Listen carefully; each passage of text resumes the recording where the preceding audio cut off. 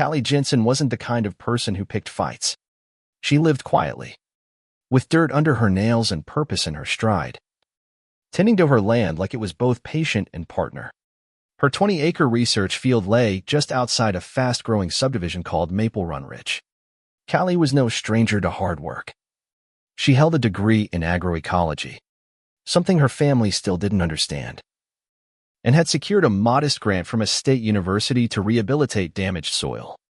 Her methods weren't flashy evercrops, legumes, slow rotations, but her mission was clear: fix what industrial farming broke. She kept to herself. She didn't attend barbecues or homeowner association meetings. Her parcel wasn't zoned residential, it was agricultural research, carved out long before Maple Run Ridge existed. Which is why, on a humid morning soaked in July haze, the sight of construction workers and a trench carved into the north edge of her field stopped her in her tracks. The trench was raw and ugly, slicing straight through her hedgerow and funneling water from the subdivision straight toward her retention pond. When Callie approached, the workers didn't even look up. One man shouted over the clatter of the small excavator: "Drainage improvement. Temporary access. Authorized." Authorized by who? She demanded. Maple Run Ridge Committee. Voted last week. I'm not on your committee. I never voted. He barely shrugged. Says here it's a utility easement. Legal access. Callie knew better. That land was hers to manage, no easements. No shared rights.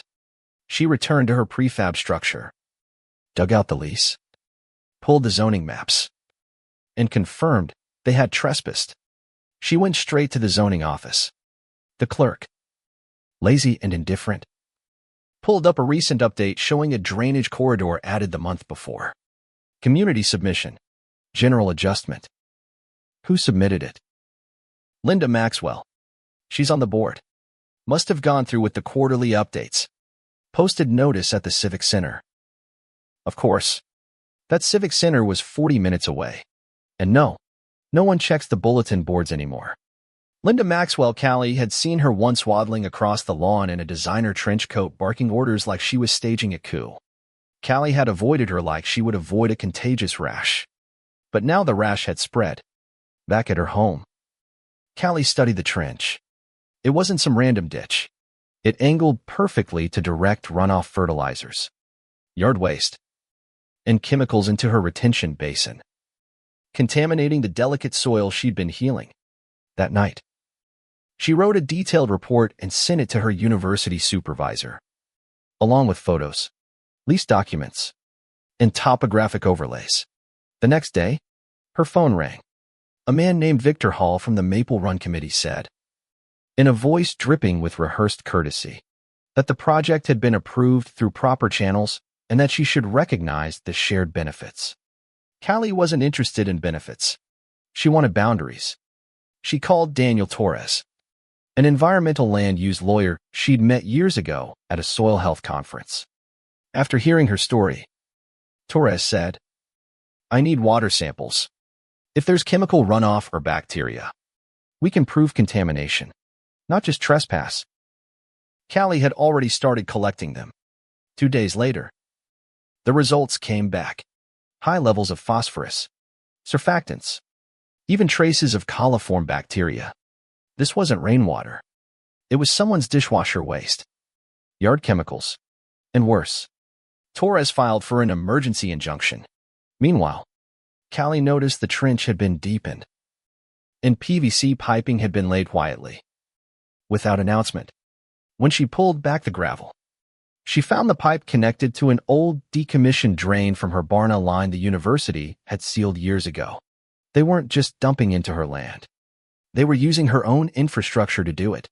So she activated a reverse siphon she had designed during an earlier experiment, meant to redirect overflow if her system failed. Except now, she rerouted the water backward right into the new home's decorative mulch beds. The following morning, neighbors woke up to foul-smelling water seeping into their manicured lawns. Lawn edges curled, decorative rocks were stained brown, and the stench, there was no mistaking it. Callie didn't watch. She went to work, adjusted slope guides, fed the hens, The HOA sent a cease and desist. Then, a letter requesting dialogue. She forwarded both to Torres and reinforced her barriers. That night, her motion sensors picked up two men in reflective vests skulking near the trench. One carried a fuel canister. The other had a tool bag. She let them leave, then inspected the site. They had tried to melt the siphon valve. They failed. She submitted the footage. The next morning, county officials showed up not to investigate the trespass, but to inspect her land for health violations. The HOA had flipped the script, accusing her of contamination. The inspector asked polite questions. She gave precise answers. Then came a laminated petition taped to her mailbox, signed by 28 Maple Run residents. It demanded her removal on the grounds of environmental terrorism. She didn't take it down. She left it fluttering like a warning they should have heeded themselves. Then she did what no one expected. She sent a formal request for investigation to the county, the university, and the Regional Environmental Board. Attached were the legal filings, the water test results, maps, footage, and photos. The final line read, "I request a public hearing into the misuse of private land for unregulated municipal runoff." Within weeks, Maple Run Ridge felt different. Tension brewed. Neighbors started questioning the board. Someone put a for sale sign up. Others quietly apologized. The public hearing was packed. Torres delivered a brutal timeline of evidence. No dramatics, just facts. When Linda Maxwell tried to talk about community safety, she was cut off by the panel. No emergency declaration, no permit, no survey, just your initials. Then a retired engineer named Howard Wynn, who lived in the subdivision, stood and testified that he'd asked about the trench end days later. His garden lights were smashed. 3 days later, the board was barred from touching Callie's land. The pipe was removed. The trench was filled. Linda Maxwell resigned without a word. No one apologized. But the silence changed. A neighbor left a hand-drawn map of the old floodplain at Callie's gate with a note, "I didn't know. I should have." She tacked it on her wall. By fall, the soil had stabilized. The damage was limited.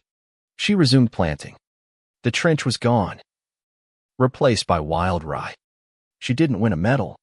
She wasn't called a hero. But the land was hers again. And that was enough. Because they thought they could drown her in sewage, she taught it how to spit back.